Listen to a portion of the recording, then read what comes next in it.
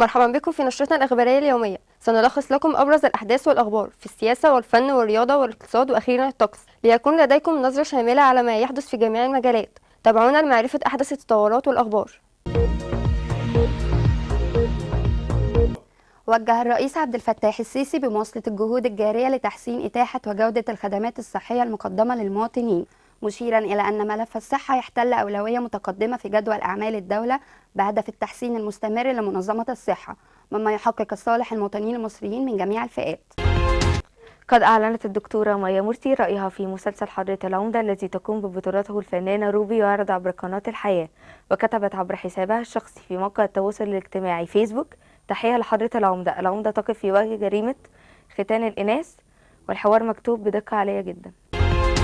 أكدت وزارة التربية والتعليم تدريس اللغة الأجنبية الثانية بالمدارس الحكومية بالمرحلة الإعدادية بداية من العام الدراسي القادم، وتشمل اللغة الفرنسية والألمانية والإيطالية والأسبانية في خطة تطوير المرحلة الإعدادية.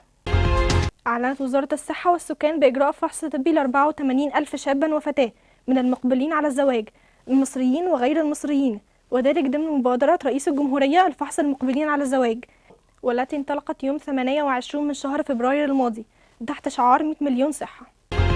حقق المنتخب المصري فوزا كبيرا على منتخب ملاوي، سجلها أحمد طارق وعمر مرموش ومحمد صلاح وأحمد سيد زيزو، وذلك في المباراة التي جرت بين الفريقين اليوم باستاد بينجو الدولي بالتصفيات المؤهلة لبطولة كأس الأمم الأفريقية. شكرا، نلقاكم في نشرة أخرى.